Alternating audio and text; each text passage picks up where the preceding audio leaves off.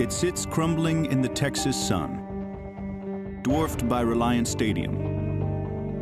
The Houston Astrodome, once dubbed the eighth wonder of the world, now looks like a practice bubble.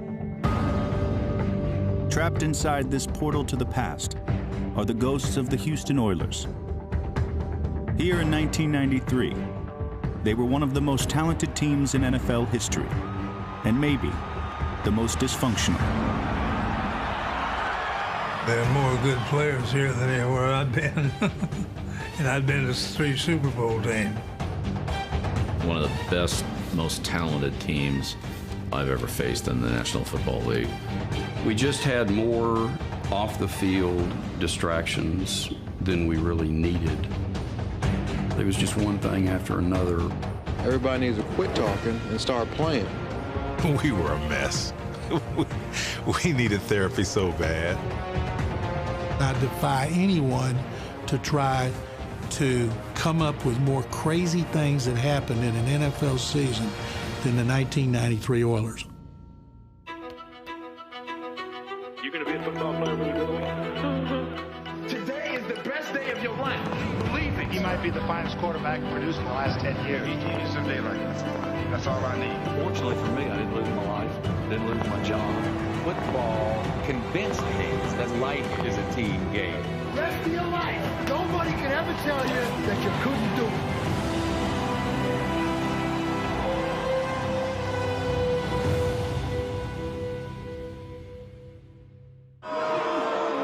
The story of Houston '93 didn't begin in training camp. It began the previous January, at the end of the 1992 season. Get it going, baby. Bills at their own 48-yard line. Reich from the shotgun. 4-man rush for the Oilers. Reich throwing it to the right through the hands of McKellar. It's picked up. McDowell down the far sideline. They'll score for a touchdown. Oh, when it rains, it pours, don't it? Up 35-3 in the third quarter, it looked as if the franchise was on its way to exorcising the demons of playoffs past. You say not look ahead, but I'll guarantee it, I was thinking about the next round. It's over, you know. I started loosening up my pads. Everything was light. We were taking it for granted, but then the bottom just fell out. Trying to sweep to the left. He's racing for the flag. He's got it. Touchdown. Kenneth Davis got Beebe at the 10, at the 5. Touchdown. Before you know it, this thing started snowballing out of control. Reich out of the shotgun. Looks toward the end zone. Touchdown. Down the middle. Touchdown. Andre Reed. We self-destructed. And of all the losses in Oiler history, this has got to rank as the most devastating. The worst day of my life, it'll never go away. I think this one here is gonna break this team. We're right there with the best shot ever, and we blow the biggest lead in NFL history. You know, that is gonna stay with you for a while. Oh, yeah, we're embarrassed. I mean, what you want us to do? You want us to go put a gun upside our head and shoot ourselves? I'm sure everybody there is getting tired of this team making the playoffs every year and not finding a way to get further, especially with all the talent we have in this football team. In fact, I'm getting tired of that word talent. This was the 6th straight year the Oilers, who boasted 9 Pro Bowl players, had reached the playoffs, and the 6th straight year they failed to reach even an AFC championship game.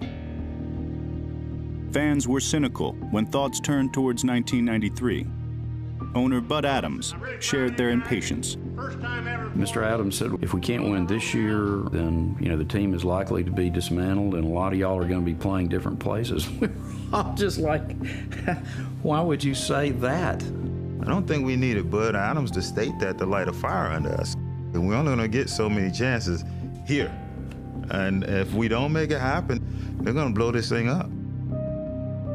Adams hired a new defensive coordinator he hoped would be the answer to Houston's problems. It was a surprise to everyone, even his head coach. The Jack Pardee Show with the head coach of the Houston Oilers, Jack Pardee. News out of the oil patch. The Oilers have a new defensive coordinator, Buddy Ryan. Jack Pardee's doing an interview at the same time that Bud Adams is announcing we've hired Buddy Ryan. That just kind of, you know, screws up the dynamic from the beginning because for the most part, Buddy Ryan doesn't really think he submits to Jack Pardee's authority. He's the boss of the defense. He's not running the team. Did you answer to Pardee at all? No, just say hello. You and Mikey. We were certainly excited that, Buddy was coming and with his aggressive, blitzing 46 defense. Damn, go get him!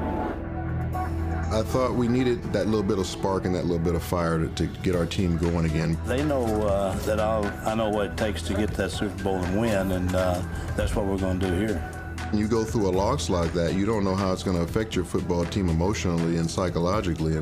And Buddy is the type of guy that comes in with his bravado, with his confidence. He was going to bring that swagger that we needed. Buddy Ryan brought swagger and credentials, but he also brought plenty of baggage. Everybody knew Buddy's reputation as being rather bombastic. And that was so anti-Jack Pardee.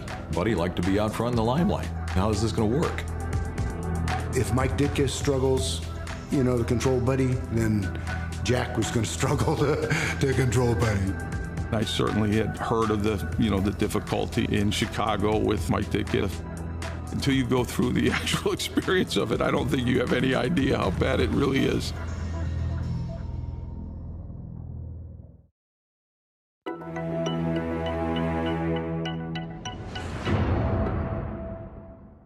One of the, let me start again. That's okay.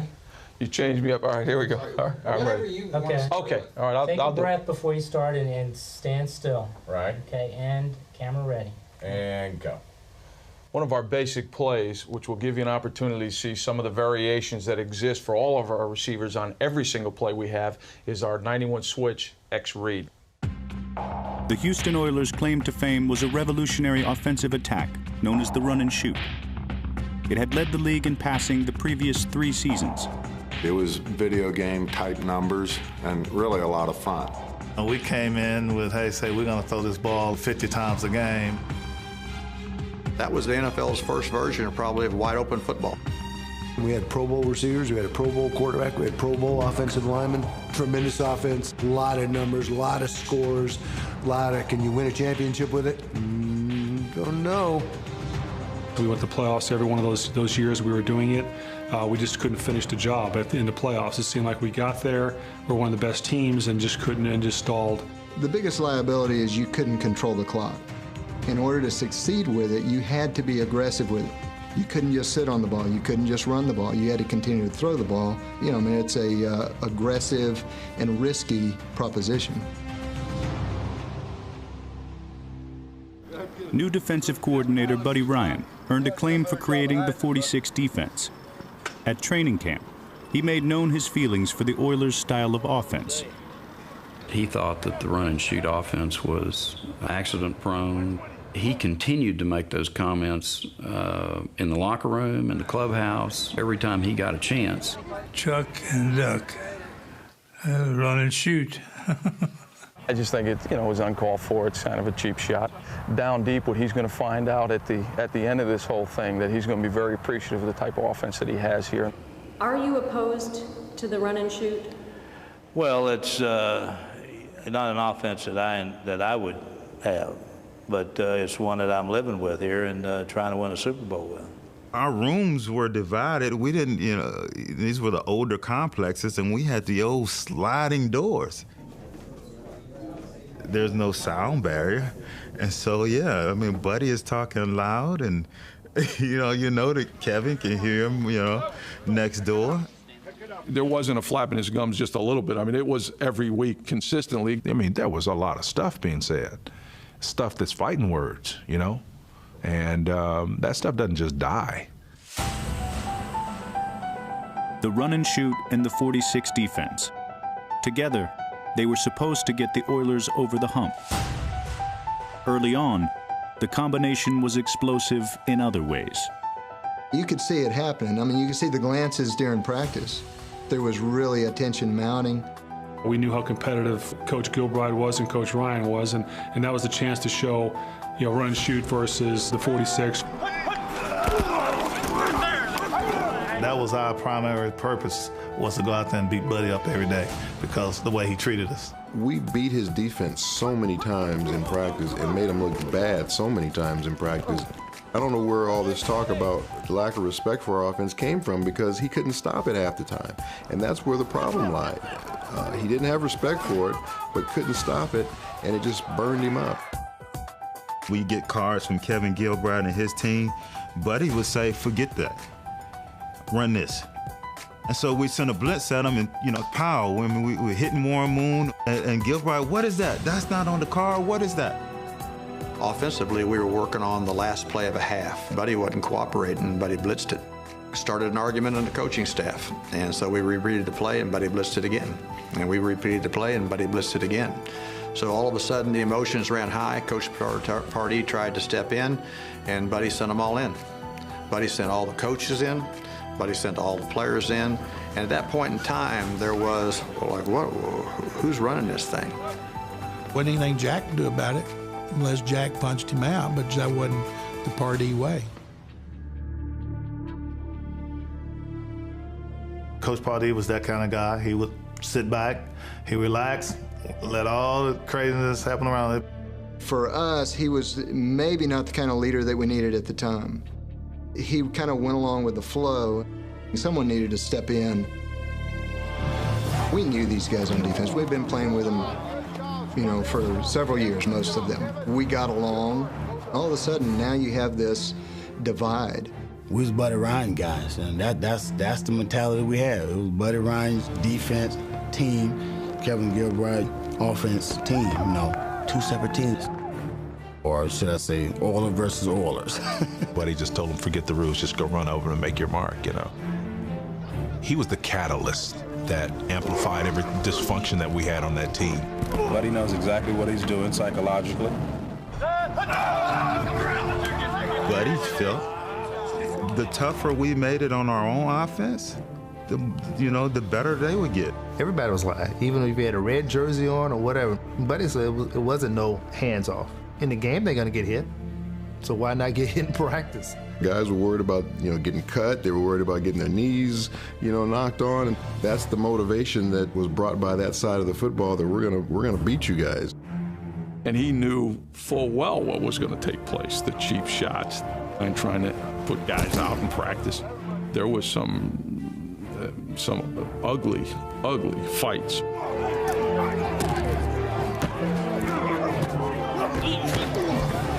That's what Buddy wanted. It was a fight every day, and it was personal. Ray Childress was a perennial Pro Bowler. Mike Munchak was a future Hall of Famer. Both were respected leaders. But as the regular season approached, even they were fighting. That was one of the craziest scenes I've ever seen in my life. I mean, it was a vicious fight. Ray was kicking at unmentionables and trying to poke people in the eye. We all had one goal, that's to win games. It wasn't to be best friends or, to be pen pals. When those guys were going at it, then we knew, man, there's something different about this football team.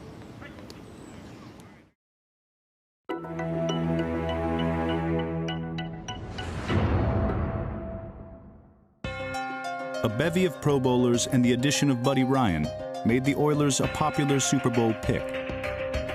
But as the '93 season began, great expectations gave way to harsh reality. We kept talking championship. Opening day, we go down to New Orleans. They whooped our butts. They beat the mess out of us.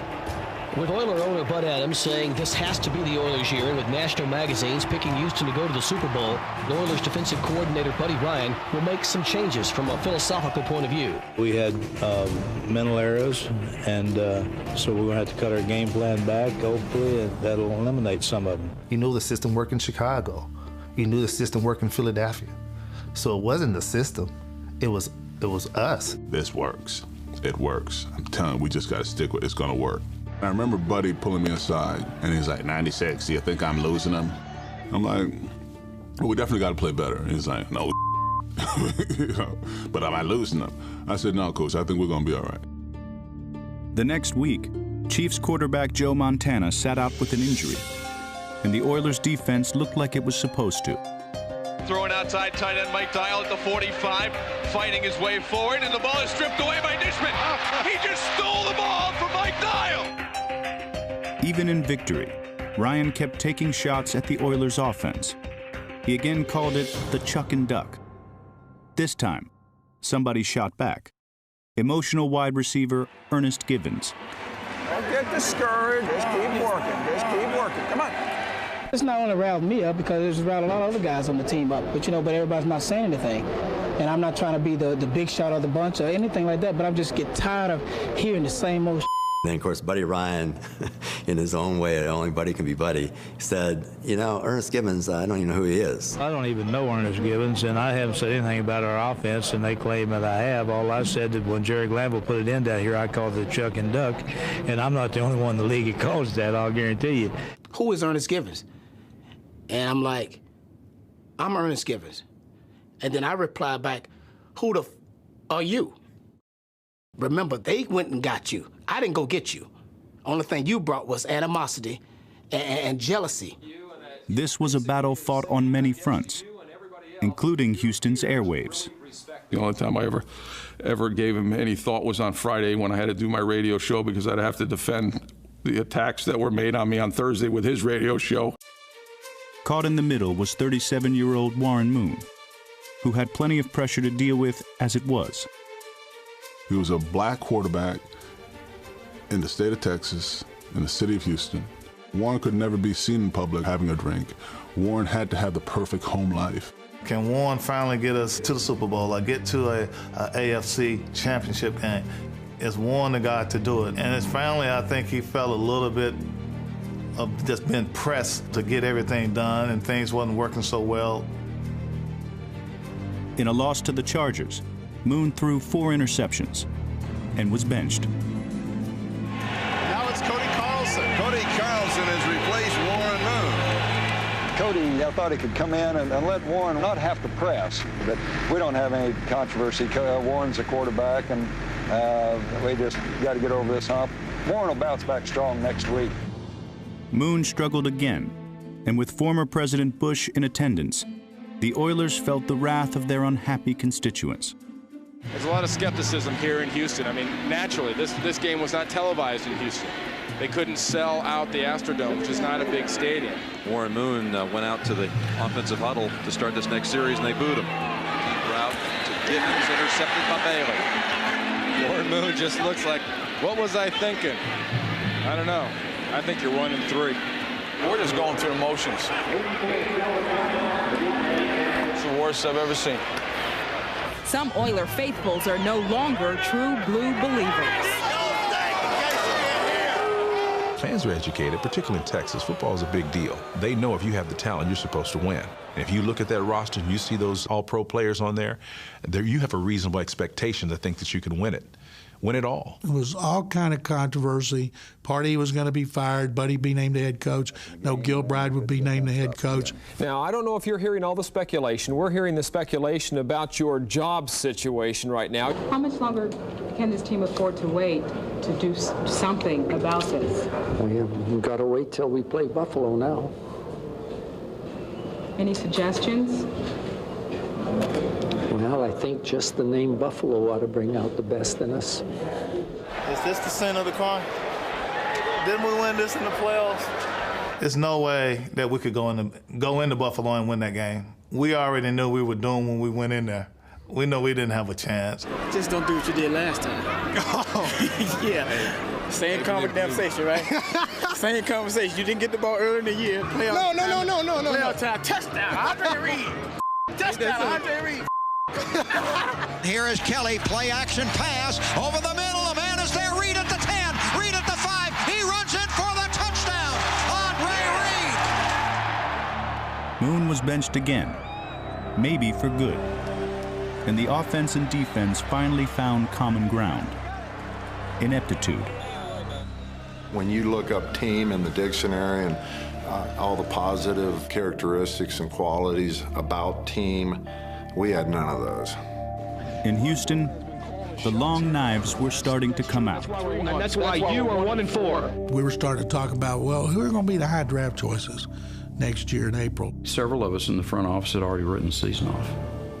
We didn't feel like it was going to be possible to recover from a start that bad.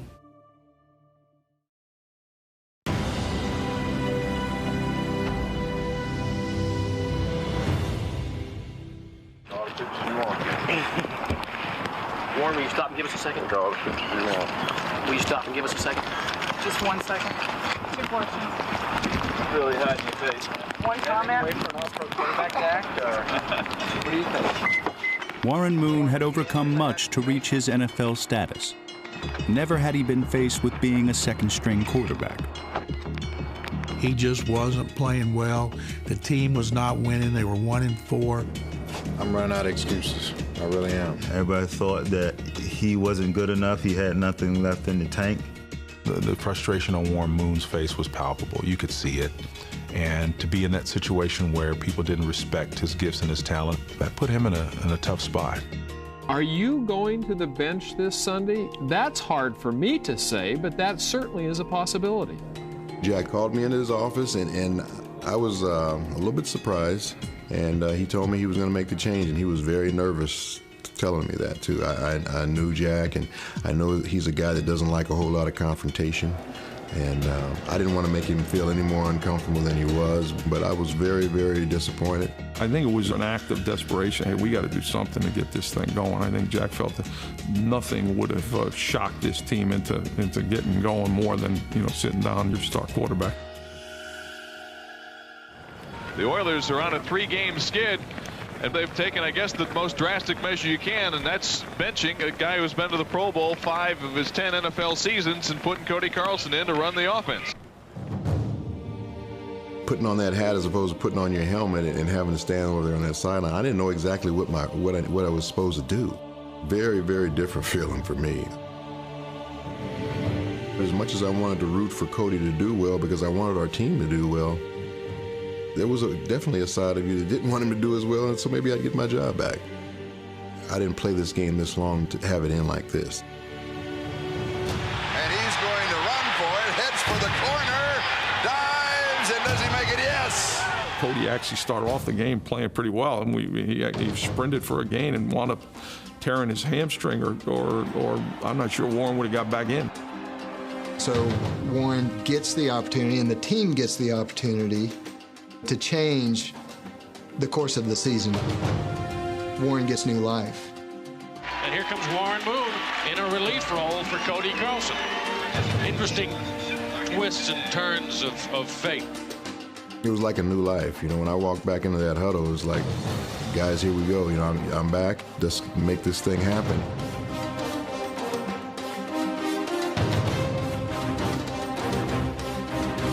His cadence was more definitive.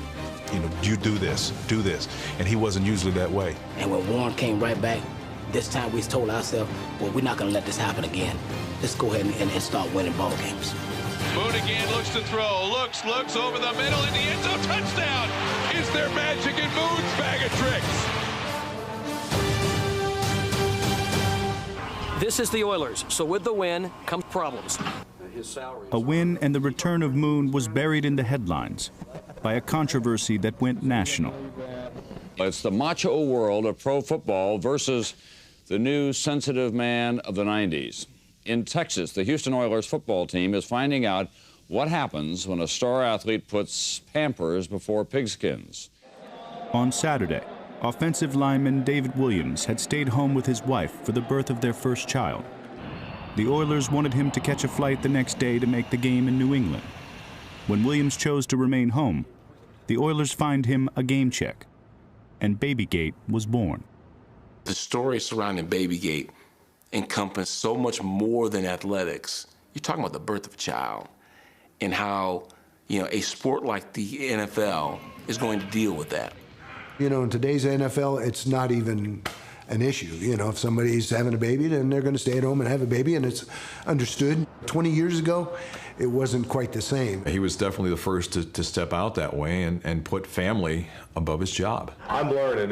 He's learning. It's not exactly easy. When I got up this morning to change him, his diaper was on backwards, so he's still learning. In the locker room, guys were debating openly about, man, what'd you do? Well, what would you do? Man, come on. The work ethic in the National Football League is you don't miss. I thought he should have been there. I had kids born during the season as well, and I was somehow able to get to the game and play. It's mind-boggling that you don't just get on a plane and get there. Once the baby's born, what do we contribute? Nothing, right? See the baby, tell mom, kiss her on the forehead and say, hey, sweetie, I'm going to go to battle. I'll be back in 36 hours. You know, keep me posted. I knew all along I was going to be there for the birth of my first child, and I wasn't going to back down from that decision. And like I said, I stand strong in what I did. At some point, Mr. Adams made the remark that David had misplaced priorities, which I think was part of what set off the firestorm. We gave him time off for practice. We gave him time off from the meetings. We gave him time off to be with his wife so she could have the baby. We expect him to be at the game the next day. That story, it just built and it built and it built until everybody was weighing in on it, including Al Gore. We're with David Williams. I remember Bob Young, our offensive line coach, compared it to, you know, it's like you're going off to war. You don't leave your buddies. He just gets confused. He's a great kid. He just gets confused about, you know, everybody wants to be with their wife, but, you know, that'd be like World War II going on. You say, well, I can't go fight, honey. My wife's going to have a baby. You got to go to war, especially when you get paid like that. Women's groups all over the country, mothers, everybody was killing Bob Young. We happen to feel football is pretty important. It's not bigger than World War II or having babies or anything like that, but it's pretty important to some of us. Maybe we can get down to football and see how we can be a better team and trying to solve all the world problems. Houston did become a better team. Talent eventually trumped the avalanche of dysfunction as the unfazed Oilers began to play winning football. The team that had been assumed dead was alive and well.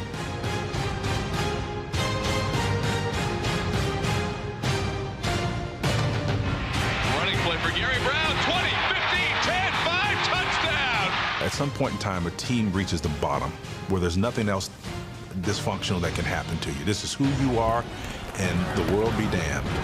We were starting to now hit our stride and play the game the way we were supposed to on both sides of the football.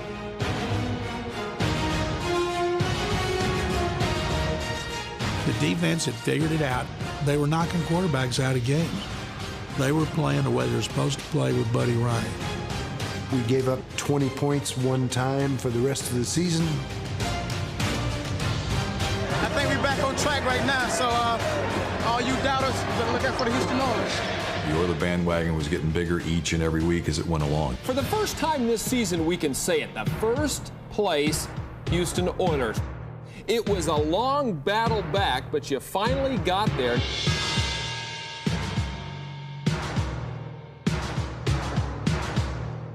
So I'm inviting all the people that want to jump on our bandwagon, come on back, come be part of us. We'll take you in. We love you.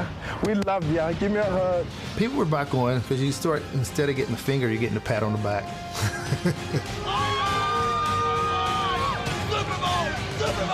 Back on track, back on track.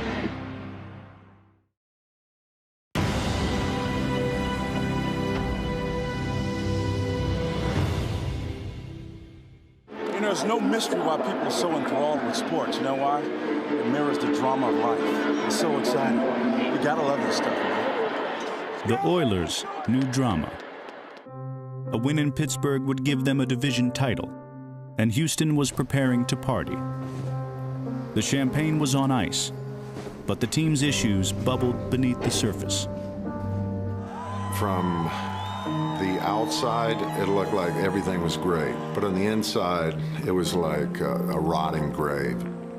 As much as the win streak and getting the home field advantage was something that I aspired for, it was like at the same time, why am I so miserable going through this process? Did I feel that the winning somehow cured everything and that we'd all were singing Kumbaya at the end of the day? Absolutely not. Nothing slowed down. We still fought just as much. We still, had just as many disagreements. The latest was between running back Spencer Tillman and defensive tackle Jeff Alm. And nobody knew just how dramatic things were about to become. Jeff hit my position coach, Frank Novak, and I took that personally. And I flew into him. I got him first, and then all of the cavalry came to break it up. And this kind of haunts me to this day, because I told him afterwards, I said, Jeff, something bad's going to happen to you.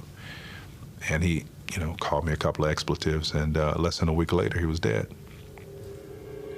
Investigators say Alm was speeding and apparently lost control. As soon as the vehicle hit the guardrail, the passenger was thrown from the vehicle. And about 30 feet below the overpass lay the body of 25-year-old Sean Lynch, a friend from Alm's hometown. Lynch was killed when he hit the concrete below. They were both inebriated. In his inebriated state, he was in a complete panic, and he called 911.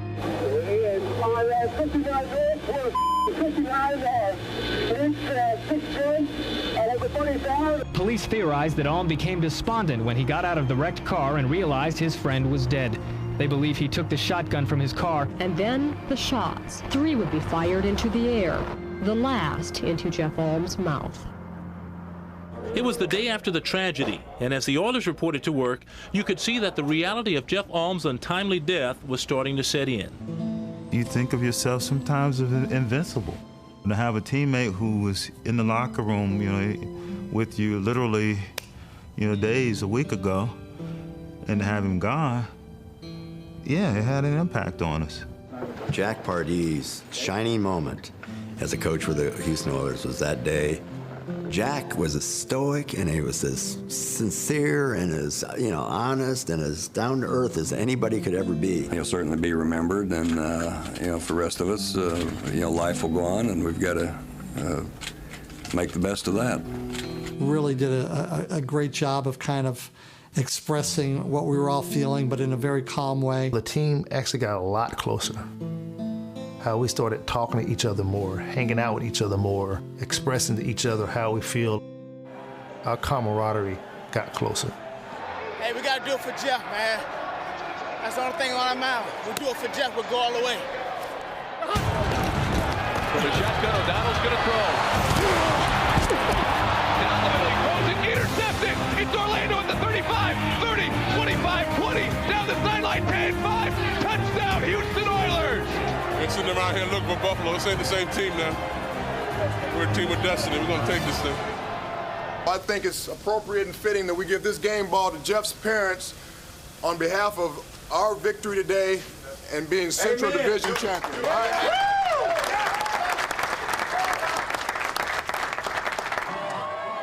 The Oilers returned home united by tragedy and embraced by their city. We didn't expect this, but it's great to see it, and I'm just glad everybody's here. They were a team together, but in the regular season finale, they would again be torn apart. With a 2-touchdown lead late in the first half, Kevin Gilbride kept the offense on the attack. We got the ball, said, hey, there's enough time, take it down, put another touchdown on the scoreboard. Carlson, intended for Tony Jones. The defense thought that they were done for the half, and all of a sudden they're seeing we're throwing it, and I think attention started to rise. What are we doing? And then the fumble happened. 2nd and 10, hit from behind, loose ball. Wonderman after it, recovered by the Jets. Bill Packel. Buddy was so pissed off about that. So apparently I'm being MF'd up the sidelines behind me, but I don't hear it until somebody gets to my right side. And I hear him say something. I turn and say, what'd you say? This is after the fumble. Take a look at what happened on the sideline with Kevin Gilbride and Buddy Ryan. There's Buddy Ryan. There's Kevin Gilbride. That's Buddy Ryan taking a swing at Kevin Gilbride. The way he came at me, hit him. That's the end of the first half. The score: the Oilers 14, the Jets nothing. I went to the tunnel. I said, well, I'm going to get that son of a gun right now. And there's cops all over the place. You're in the same locker room, but he'd come in with his defensive staff. Again, it was always a group around. It was well thought out. I said, buddy, you're going to have to be prepared to deal with this situation when the game's over. And there was a long pause, and then Buddy said, maybe nobody saw it. I don't think there's anyone in their right mind would say that they would condone their coach, hitting another grown-ass man on national television. A couple of guys that came and said, Coach, do what you got to do at the end of it, but we're playing pretty good now. Let's get through this thing. Let's see. And I said, I'm fine. Well, let's focus on getting to the Super Bowl.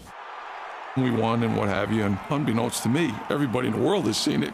And of course, it was all hell had broken out. I can't even find it. Oh, looking for a white mark. There you go. Poor old Kevin, he was devastated. People were saying Buddy punched him. People around the country, did you see Buddy Ryan punch out Kevin Gilbride? Have you talked to Mr. Adams? Go back on that. Excuse us. Mr. Adams? Excuse us. Buddy didn't punch Kevin. He tried to. If Curtis Duncan hadn't gotten in the way, Kevin Gilbride would have kicked Buddy Ryan's ass. I just wish you could have had an opportunity to finish it out a different way. Thank you so much, sir. Yo, Mr. Ryan. Hey, man. Buddy. Yeah, let's go. I'm trying to. I've already told everything I know, and that's it.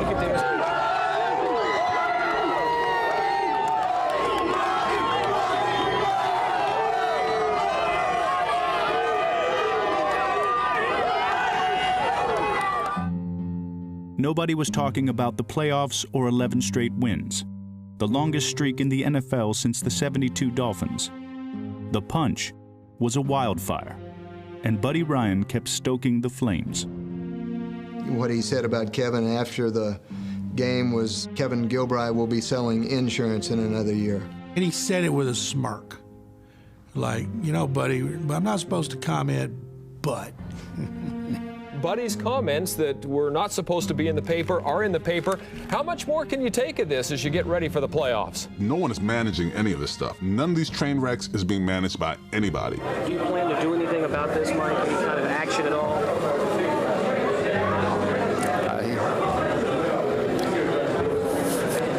There's no team meeting about, you know, we're going to force a coordinator to apologize to their other coordinators, so we're on this. There ain't none of that. It's just everyone's just going on like, okay, nothing happened. And you have to wonder how much of these things took a toll.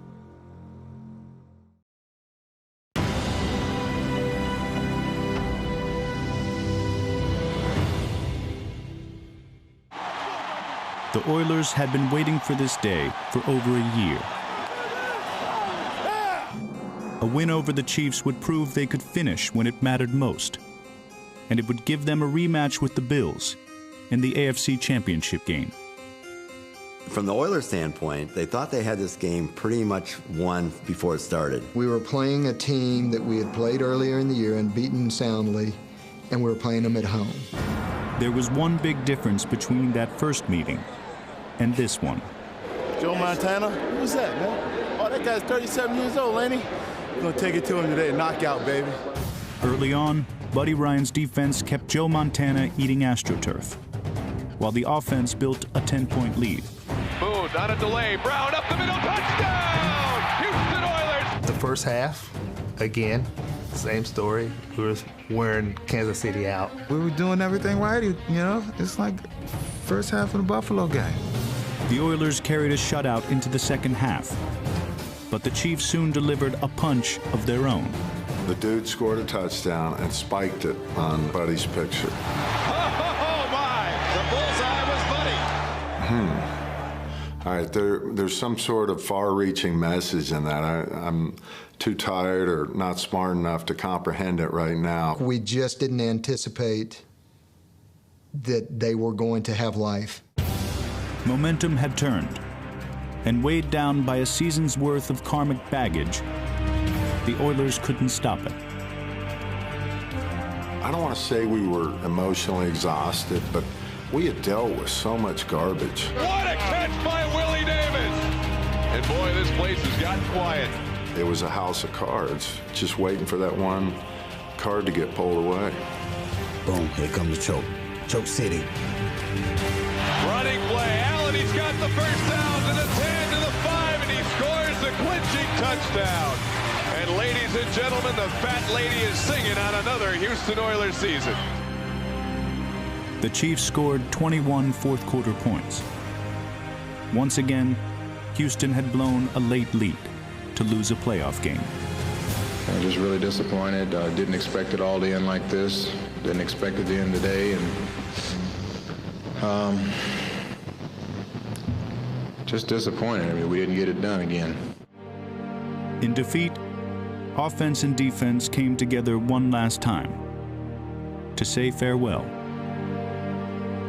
I remember embracing Munchak and Matthews, kind of like you're graduating from college, you know, and everybody's, all their eligibility's over, you're leaving.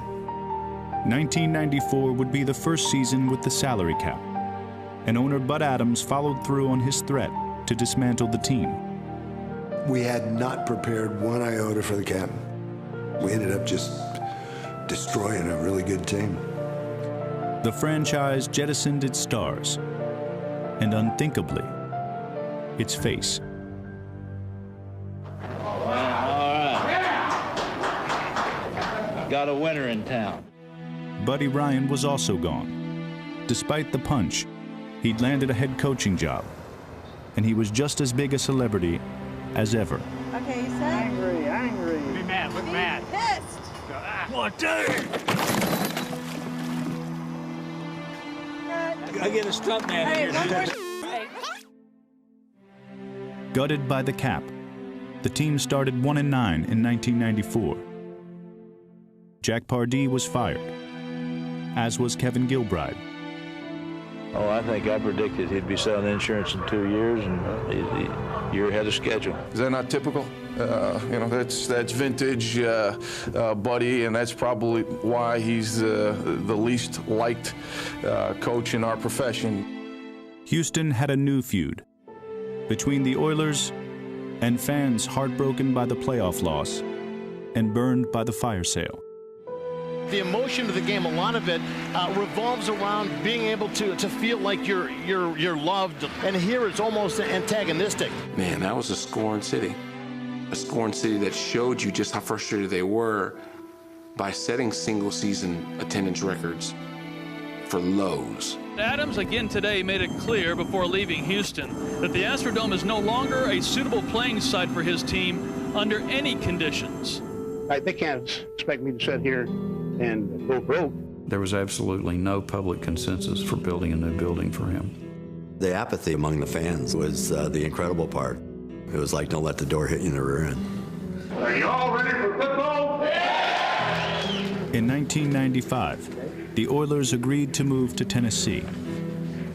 Maybe it didn't have to happen this way. Not if Houston had gotten over the hump. Had they won that game, Oilers never would have left Houston. Houston would have given Bud Adams the $180 million in public money he needed for a new stadium. Today, the Astrodome sits unused. Houston ended up building that new stadium a few feet away. It houses the Houston Texans, who themselves have yet to reach the Super Bowl. Most of the ghosts live back across the parking lot. Some are happy memories. Some continue to haunt, and not even winning the Super Bowl has put them to rest. Of all the things that you've been fortunate enough to be part of, that you're proud of, this is the last thing you would like to be considered, attached to for the rest of your life. But it happened. Do you regret the punch? Regret? Oh, probably.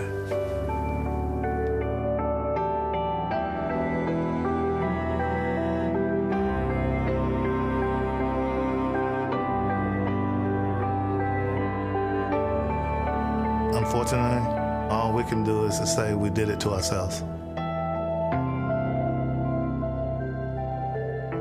We probably got what we deserved.